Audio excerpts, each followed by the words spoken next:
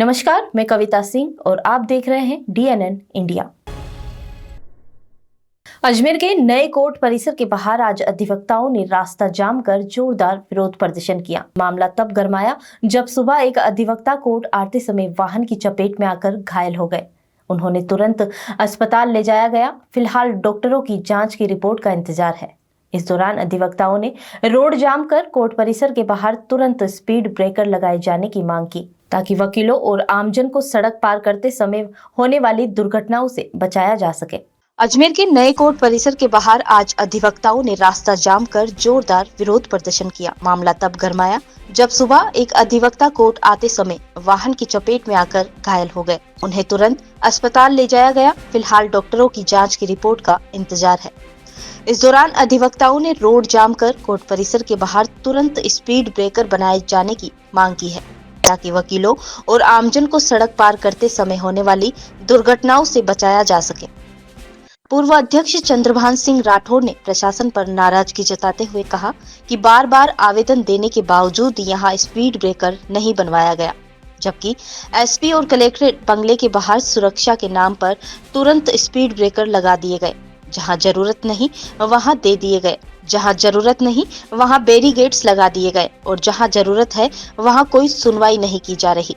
अन्य अधिवक्ताओं ने बताया कि सुबह 9 से शाम 5 बजे तक वकील, महिला अधिवक्ता, विकलांग अधिवक्ता की लगातार आवाजाही रहती है, लेकिन सड़क पार करना जोखिम भरा बना हुआ है। अधिवक्ताओं ने चेतावनी दी है कि धरना प्रदर्शन तब तक जारी रहेगा जब तक कोर्ट परिसर के बाहर स्पीड ब्रेकर नहीं बना दिया जाता। पिछले 1 माह से नया भवन बन चुका है। पुराना भवन उसके अपोजिट साइड में है। बीच में से नेशनल हाईवे निकलता है। 1 महीने से जो न्यायिक प्रशासन है और जो प्रशासन है, लोकल प्रशासन, उनके बीच में कई बार इस चीज़ को लेकर शिकायत दर्ज करा चुके हैं कि बहुत बड़ा यहाँ से यहाँ मूवमेंट होता है तो एक्सीडेंट होने के चांसेस हैं। आप स्पीड ब्रेकर बना दे, स्पीड ब्रेकर बना दे। 1 महीने से स्पीड ब्रेकर का कोई काम नहीं हो रहा है। 3 दिन से जब से मैं आया हूँ तब से मैंने भी बात की, तो हमारे सीजीएम साहब ने कलेक्टर साहब से बात की थी कि बन जाएगा बन जाएगा। आज 3 दिन हो गए, 3 दिन से आज नहीं बना। आज जब हमने ये कहा कि भाई बनाओ तो नहीं बना। अभी थोड़ी देर पहले एक पक्षकार और एक वकील साहब के पैर पे से गाड़ी चलती हुई चली गई। शायद ऐसा लगता है कि प्रशासन और जो भी कुछ है वो लोग ये चाहते हैं कि कोई बहुत बड़ी घटना घटित हो, उसके बाद ही कुछ किया जाए। पूर्व में भी इस तरीके की कई बार घटनाएं इस रोड के ऊपर हो चुकी है और स्पीड ब्रेकर रहे हैं, क्योंकि वीआईपी मूवमेंट होने के ऊपर वो ब्रेकर हट जाते हैं, फिर कोई ना एक्सीडेंट होता है तब ये बनाते हैं। हम ये कह रहे हैं अभी कि स्लो कर दें गाड़ी को, उसके लिए कोई भी ऐसा एक प्रक्रिया को आप अपना लें जिससे गाड़ियाँ स्लो रहें, क्योंकि बस स्टैंड भी पास है, सारे बड़े डिपार्टमेंट भी पास हैं, स्कूल्स भी बड़ी यहाँ पर हैं, बड़ी बड़ी गाड़ियों का आता भी। 2 दिन पहले आर्मी का भी मूवमेंट यहीं से हुआ है। तो ये इतनी बड़ी बड़ी गाड़ियाँ निकलती हैं। पक्षकार आम आदमी भी आया हुआ होता है जो वहाँ वकीलों के साथ बैठता है और इधर भी आता है वो, तो दोनों का मूवमेंट इधर से इधर होता है। कभी भी कोई भी बड़ी घटना हो सकती है। तो हमने आज जब बात की तो आज उन्होंने कहा आज वो दिन होने की वजह से आज लेबर छुट्टी पे रहती है। मेरे को एक चीज समझ में नहीं आती कि सरकारी लेबर जो है वो संडे और सैटरडे की छुट्टी के ऊपर रह सकती है। आज तो फ्राइडे है, आज वो छुट्टी पे कैसे, मेरे समझ से बाहर है। आज 3 दिन हो गए, आज छुट्टी पर अगर किसी कारणवश आज कोई ऐसा दिन है जिसकी वजह से छुट्टी पे है तो कल क्यों नहीं बनाया था इन्होंने? फिर कल तो छुट्टी है, कल कैसे बन जाएगा? तो इसका मतलब आप इंतजार यही कर रहे हैं, क्योंकि हमारे तो वर्किंग डे जो है 6 डे हैं, उनके 5 डे हैं। तो कल भी छुट्टी कह देंगे, फिर संडे आ गया, फिर मंडे को कहेंगे यार वो छुट्टियां थी अब करेंगे, ऐसे करके फिर एक हफ्ता निकाल देंगे। क्या प्रशासन यही चाह रहा है कि एक बड़ी घटना हो और एक बड़ा आंदोलन हो, शहर आग पे लगे?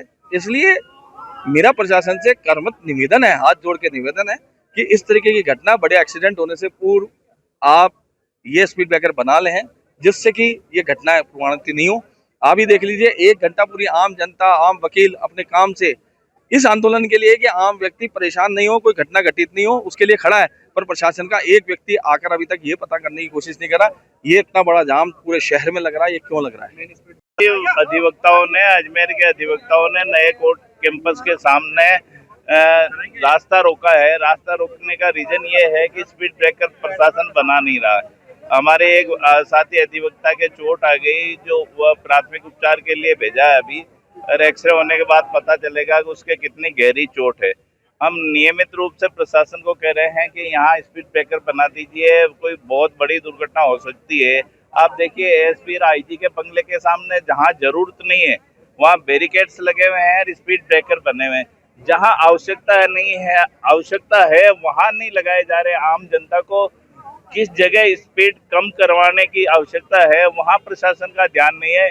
यातायात पुलिस नियमित रूप से यहाँ से निकलती है, इग्नोर करके निकलती है। आप देखिएगा रोजाना आशंका रहती है सीनियर वकील, फिजिकल हैंडीकैप्ड वकील या जो महिला वकील है उनको रोड क्रॉस करने में इतनी परेशानी हो रही है कि जिसकी आप कल्पना नहीं कर सकते। हम भी 1 महीने से इधर से उधर जा रहे हैं, हम भी बड़ी सावधानी से रोड क्रॉस करते हैं, नहीं तो कभी भी दुर्घटना के शिकार हो सकते हैं। हमारा ये धरना अब नियमित रूप से जारी रहेगा, प्रदर्शन नियमित रूप से रहेगा। दक्षिण विधानसभा क्षेत्र में विकास कार्यों को गति देते हुए आज दक्षिण विधायक अनीता बघेल ने 69 लाख रुपए की लागत से बनने वाली सीसी रोड का शिलान्यास किया। ये सड़क राजकोट स्कूल के पीछे स्थित कल्याणीपुरा रोड से लेकर मुकेश टेंकर चौराहा, पूर्व पार्षद मूलचंद मकान होते हुए बालाजी मंदिर तक बनाई जाएगी। कार्यक्रम में भाजपा नेता सुरेंद्र सिंह शेखावत सहित आसपास के क्षेत्रवासी भी मौजूद रहे। दक्षिण विधानसभा क्षेत्र में विकास कार्यों को गति देते हुए आज दक्षिण विधायक अनीता बघेल ने 69 लाख की लागत से बनने वाली सीसी रोड का शिलान्यास किया। ये सड़क राजकोट स्कूल के पीछे स्थित कल्याणीपुरा रोड से लेकर मुकेश टेंकर चौराहा, पूर्व पार्षद मूलचंद मकान होते हुए बालाजी मंदिर तक बनाई जाएगी। कार्यक्रम में भाजपा नेता सुरेंद्र सिंह शेखावत सहित आसपास के क्षेत्रवासी भी मौजूद रहे।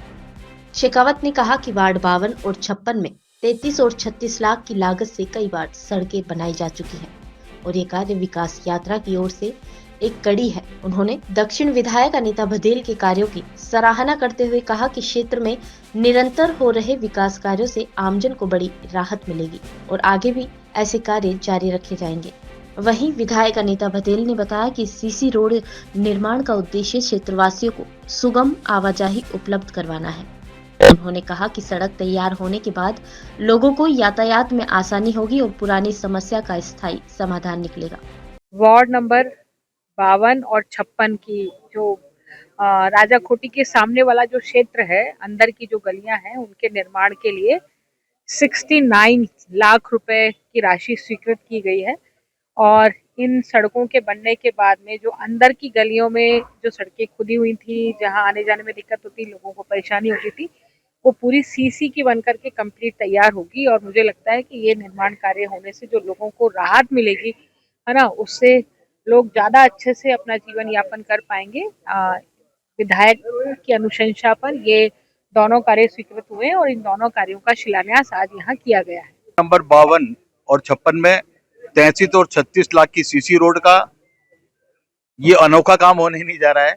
इस प्रकार का दक्षिण विधानसभा क्षेत्र में हमारी बहन अनीता बघेल ने बहुत सारे काम कराए। ये तो लाखों में है, लेकिन इन्होंने करोड़ों में काम कराए हैं और उनको जहां भी लगता है कि जहां कोई त्रुटि है, किसी प्रकार की कमी है, उसको पूरा करने का भरसक प्रयास करती है।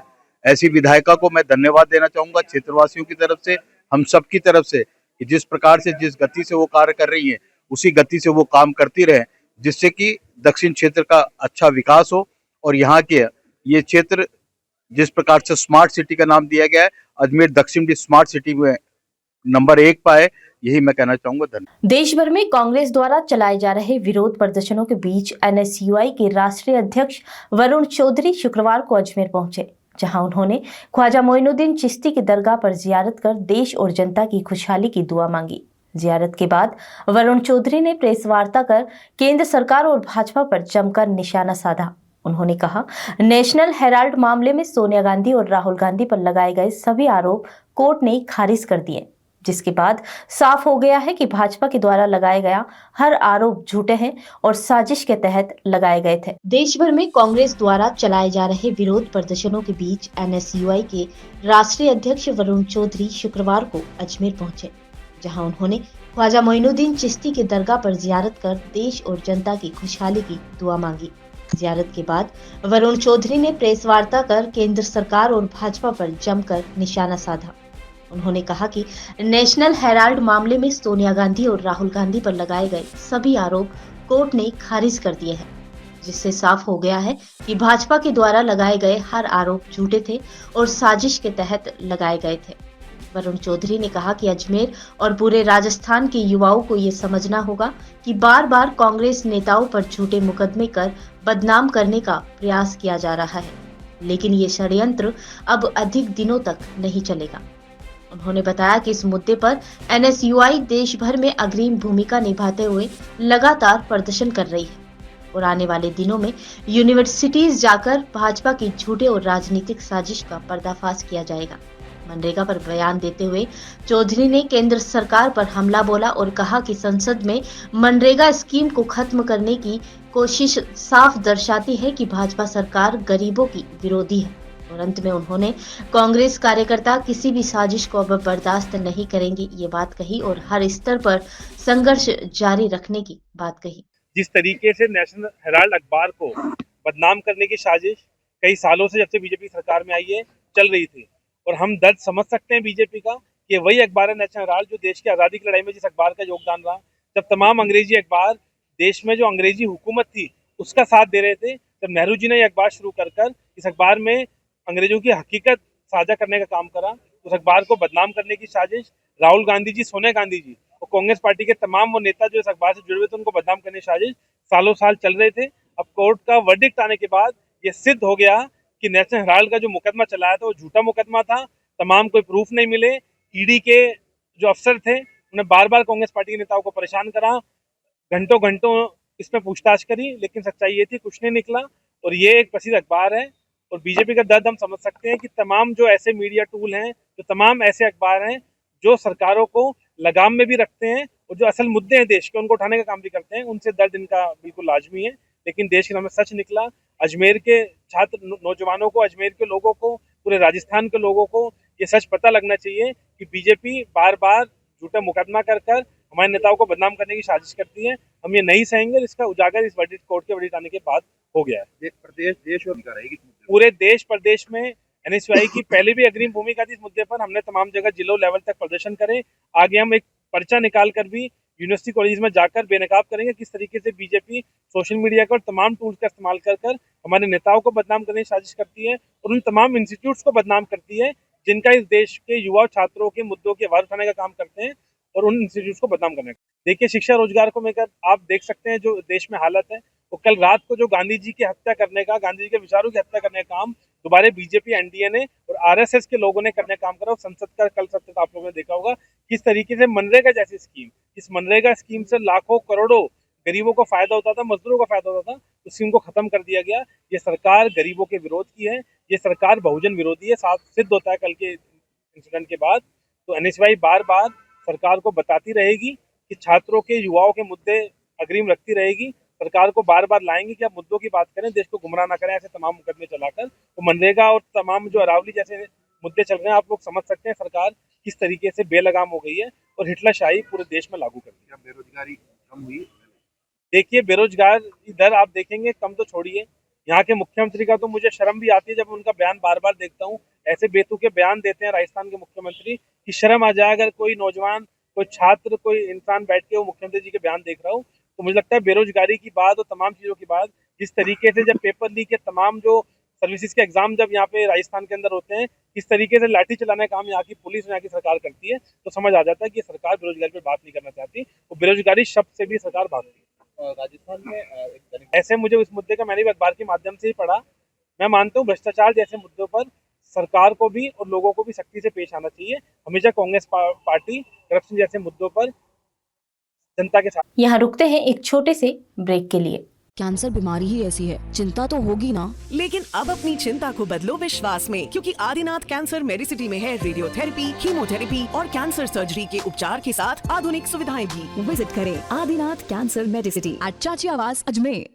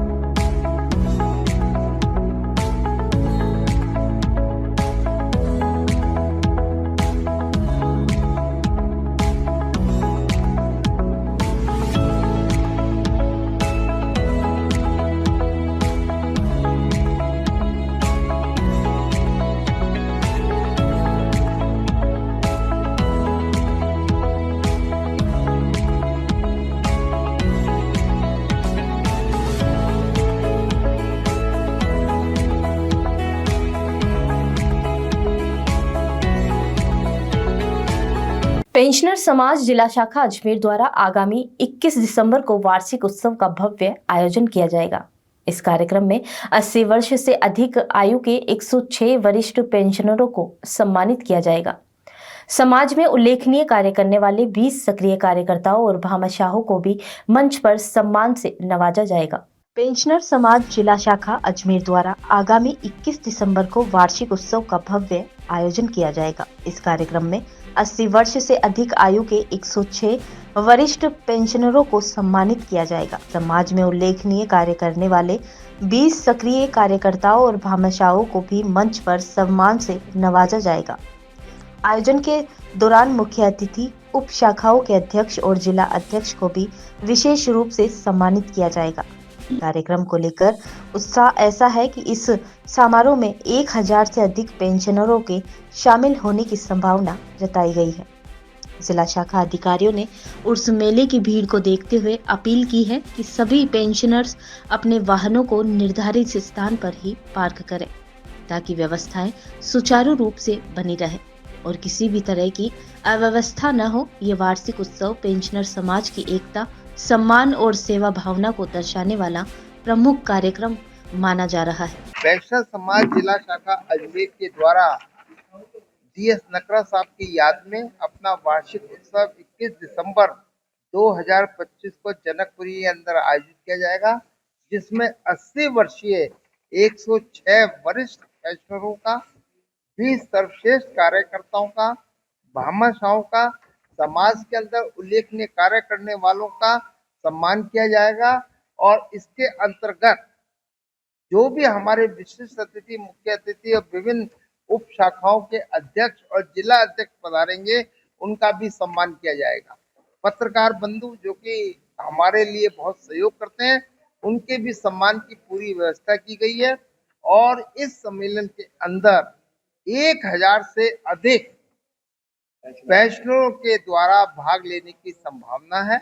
उर्स मेले को देखते हुए हम आपसे ये मांग कर रहे हैं कि 4 व्हीलर्स जो है वो अपनी गाड़ी को जो स्थान निर्धारित किया है राम प्रसाद घाट, वहीं पर खड़ी करें, जिससे कि पेंशनरों को आने जाने में किसी भी तरह की कठिनाई का सामना ना करना। मुख्य अतिथि जो है श्री किशोर कुमार जी, सदस्य राजस्व मंडल अजमेर हैं, और मुख्य संरक्षक श्रीमान KC टेलर साहब इस फंक्शन के अध्यक्षता करते हुए इस फंक्शन को गौरवान्वित करने का प्रयास करें। आईना पत्रिका का विमोचन अंक 13/2025 का विमोचन किया जाएगा और एक नए सिरे के रूप के अंदर अजमेर में आज टूरिस्ट टैक्सी एसोसिएशन ने टैक्सी व्यवसाय से जुड़े बढ़ते शोषण और समस्याओं के खिलाफ जोरदार प्रदर्शन किया।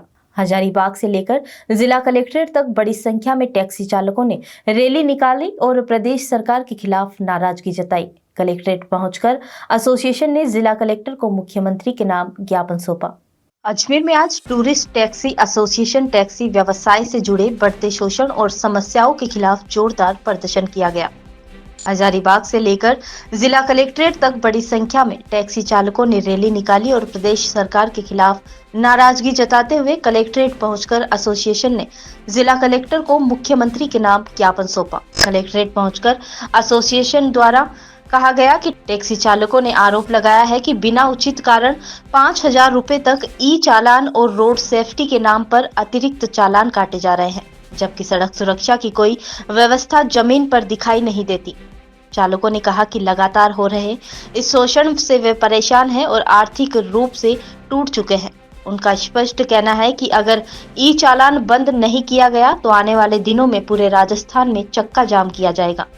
ये मेरी टूरिस्ट एसोसिएशन की रैली थी जो कि हजारीबाग से रवाना हुई और श्रीमान कलेक्टर साहब के यहाँ पहुंची है। कलेक्टर साहब को कलेक्टर साहब के द्वारा भजनलाल जी को ज्ञापन दिया जा रहा है, जो कि हमारे टैक्सी चालक साथियों के साथ जो शोषण करने जा रहा है। जो 5-5 हज़ार रुपये का ई चालान केरियल का, उसके बाद नो पार्किंग का, उसके बाद रोड सेफ्टी का, रोडें पूरी सेफ्टी नहीं है, उसके बाद भी उनका 5-5 हज़ार रुपये का चालान किया जा रहा जो कैमरों से।